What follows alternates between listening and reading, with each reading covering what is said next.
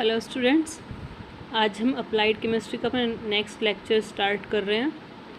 और हमने last lecture में equivalent weight and standard solution के बारे में यानी उनकी डेफिनेशंस पढ़ी थी।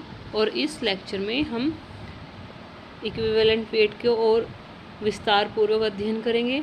और जो स्टैंडर्ड सॉल्यूशन होता है यानी कि प्रमाणिक विलयन होता है, उसमें हम कॉन्सेंट्रेशन को किस प्रकार प्रकट कर सकते हैं, यानी कितनी तरह से हम कॉन्सेंट्रेशन को शो कर सकते हैं प्रमाणिक विलयन में, ये हम आज के लेक्चर में डिस्कस करेंगे।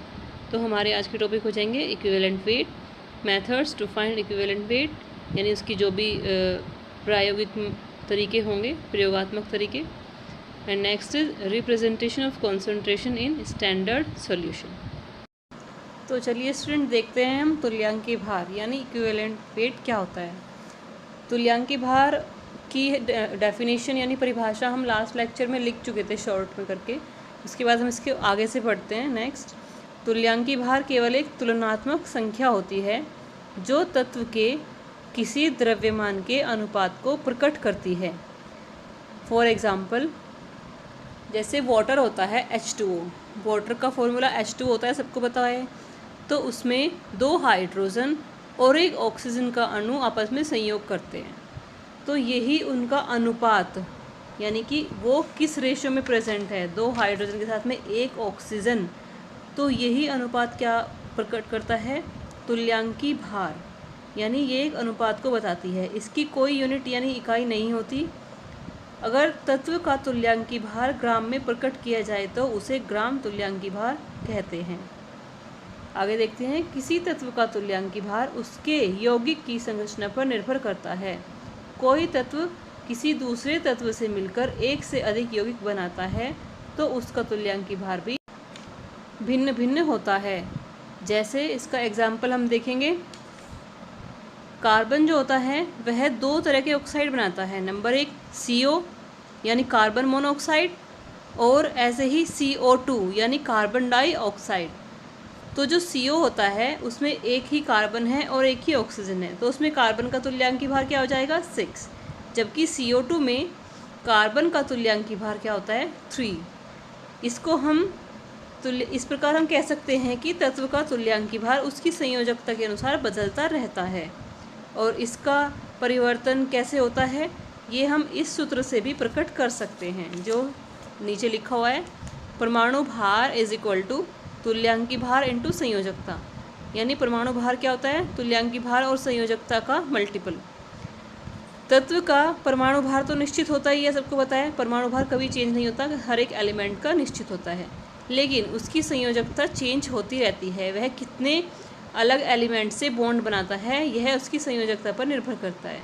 इसलिए परिवर्तित संयोजकता वाले तत्वों का तुल्यांकी भार 1 से अधिक होता है। जैसे कार्बन ने पहले 1 ऑक्सीजन के साथ में बॉन्ड बनाया था तो 6 था उसका, और जब 2 ऑक्सीजन के साथ में बॉन्ड बनाया तो तुल्यांकी भार क्या हो गया 3। और इसी सूत्र के अनुसार हम आयन का, अम्ल का और क्षार का भी तुल्यांकी भार निकाल सकते हैं।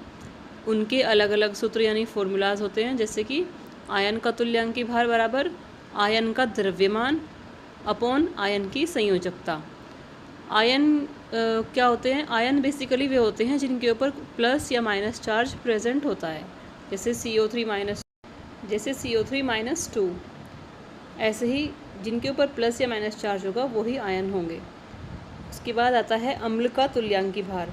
अम्ल, ये हम फर्स्ट लेक्चर में पढ़ चुके हैं कि अम्ल क्या होते हैं, जिनका स्वाद खट्टा होता है वो अम्लीय होते हैं। और तो उनका तुल्यांकी भार कैसे निकालते हैं, अम्ल का अणुभार अपॉन अम्ल की क्षारकता।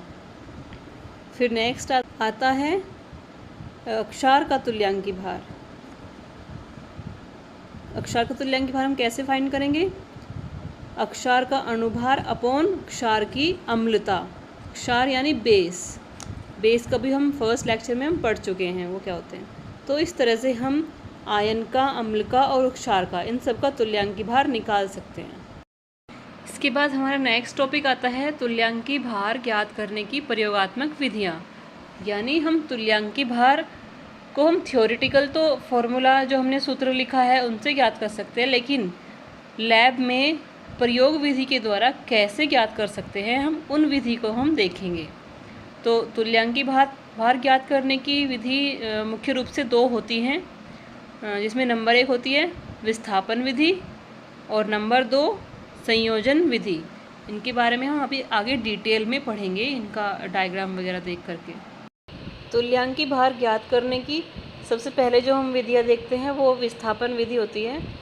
उसमें हम सबसे पहले कौन सी विधि पढ़ते हैं, हाइड्रोजन डिस्प्लेसमेंट मेथड, यानी विस्थापन किसका होगा, हाइड्रोजन का। इस विधि के द्वारा उन्हीं तत्वों के तुल्यांकी भार ज्ञात किए जाते हैं जो अम्ल, क्षार अथवा जल से अभिक्रिया कर आसानी से हाइड्रोजन गैस विस्थापित करते हैं। इस विधि में धातु के निश्चित द्रव्यमान को तनु अम्ल अथवा क्षार से अभिक्रिया करवाते हैं तथा विस्थापित होकर हाइड्रोजन का आयतन एवं कमरे का ताप व दाब ज्ञात कर लेते हैं। मतलब जब कोई धातु किसी एसिड या बेस यानी अम्ल अथवा क्षार से अभिक्रिया करके हाइड्रोजन गैस निकालेगी तभी ये वाली विधि कारगर होगी, क्योंकि जैसे कि नाम से ही पता चल रहा है हाइड्रोजन डिस्प्लेसमेंट मेथड, यानी इसमें हाइड्रोजन को डिस्प्लेस होना है तो और जितने भी हाइड्रोजन का आयतन डिस्प्लेस होगा उसी हिसाब से हम तुल्यांकी भार ज्ञात करेंगे। जैसा कि इस डायग्राम में दिख रहा है HCl जो कि एक अम्ल होता है, उसके साथ में हमने Mg लिया हुआ है और Mg के लेके फिर हम इस उपकरण को इस तरह से हिलाते हैं जिससे परख नली में रखा अम्ल और जल आपस में मिल जाते हैं और उनके आपस में मिलने से अभिक्रिया होती है और अभिक्रिया करके हाइड्रोजन गैस बनती है।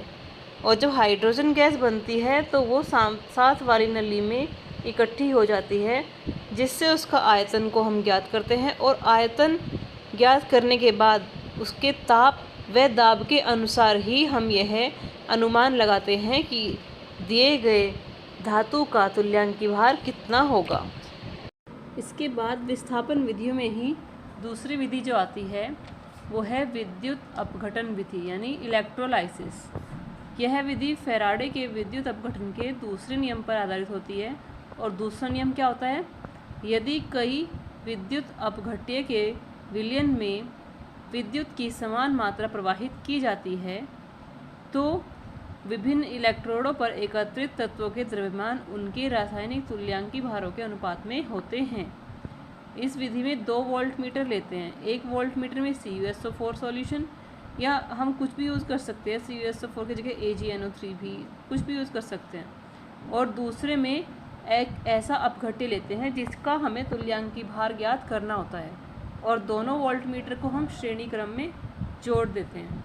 उसके बाद एक ही मात्रा की विद्युत धारा समान समय तक दोनों वोल्ट मीटर में प्रवाहित करते हैं और धारा प्रवाहित करने के पश्चात हम देखते हैं कि एनोड पर यानी ऋणात्मक जो होता है ऋणोद, उस पर कितना द्रव्यमान एकत्रित हुआ है और उसको हम देखकर उसकी वृद्धि ज्ञात कर लेते हैं और अन्य तुल्यांकी भार की गणना कर लेते हैं। हम सेम प्रोसीजर इस डायग्राम में भी देख सकते हैं। इसमें एक में CuSO4 सॉल्यूशन लिया है और एक में AgNO3। उसके बाद उसको एक बैटरी से जोड़ दिया है और इलेक्ट्रिसिटी को हम इसमें पास करेंगे। उसके बाद जो एनोड पर इकट्ठा होगा द्रव्यमान, उसकी सहायता से हम तुल्यांकी भार ज्ञात कर सकते हैं। अब हम तुल्यांकी भार निकालने की दूसरी विधियाँ यानी संयोजक विधियों को देखेंगे। इसमें एक विधि आती है ऑक्साइड विधि। इस विधि में धातु के ज्ञात द्रव्यमान को ऑक्सीजन अथवा हवा में गर्म करके ऑक्साइड में बदल लेते हैं और जो हमें ऑक्साइड प्राप्त होता है उसके द्रव्यमान से धातु का द्रव्यमान घटाने पर ऑक्सीजन का द्रव्यमान ज्ञात हो जाता है। अब हम कैलकुलेशन करते हैं और उससे धातु का वह द्रव्यमान ज्ञात करते हैं जो ऑक्सीजन के 8 भाग, क्योंकि ऑक्सीजन का जो नंबर होता है एटॉमिक नंबर वो 8 होता है, 8 भाग ऑक्सीजन से संयुक्त होता है, यही धातु का तुल्यांकी भार होता है। इसके बाद संयोजक विधियों में ही दूसरी विधि आती है क्लोराइड विधि। यह विधि उन धातुओं के लिए उपयोगी है जो न तो हाइड्रोजन विस्थापित करते हैं और ना ही ऑक्साइड बनाते हैं। हमने जो पहले विधियाँ पढ़ी थी उसमें हाइड्रोजन की विस्थापन विधि पढ़ी थी और हवा के साथ रिएक्शन करके जो ऑक्साइड बनाते हैं उनकी विधि पढ़ी थी। लेकिन जो ये दोनों ही हाइड्रोजन विस्थापित करना और ऑक्साइड बनाना नहीं कर पाते, जैसे कि Ag, Au, Pt, यानी जो चांदी और गोल्ड और प्लेटिनम होते हैं ये नहीं कर पाते दोनों ही चीज़ें। तो इनके लिए हम कौन सी विधि यूज़ करते हैं? क्लोराइड विधि। तो इसमें क्या होता है, ये या तो क्लोरीन से सीधे संयोग करके क्लोराइड बना लेंगे या फिर अप्रत्यक्ष रूप से क्लोराइड बनाने पड़ेंगे। अप्रत्यक्ष रूप से कैसे करते हैं? पहले हम धातु की अभिक्रिया नाइट्रिक अम्ल के साथ करवाते हैं और उसके बाद उसमें हाइड्रोक्लोरिक एसिड मिलाते हैं। इससे हमें धातु क्लोराइड प्राप्त होता है और उसके बाद हम उसका द्रव्यमान ज्ञात करके तुल्यांकी भार को ज्ञात कर लेते हैं। इसके बाद आता है हमारा नेक्स्ट टॉपिक, जिसका नाम है प्रमाणिक विलयन या स्टैंडर्ड सॉल्यूशन। तो स्टैंडर्ड सॉल्यूशन या प्रमाणिक विलयन क्या होता है? जिस विलयन की सांद्रता हमें ज्ञात होती है उसे प्रमाणिक विलयन कहते हैं।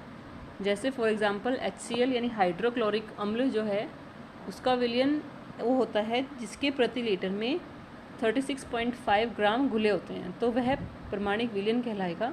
और प्रमाणिक विलयन की सांद्रता हम निम्न प्रकार से प्रदर्शित कर सकते हैं। नंबर 1 होता है ग्राम पर लीटर में, नंबर 2 प्रतिशतता में और नंबर 3 नॉर्मलता में।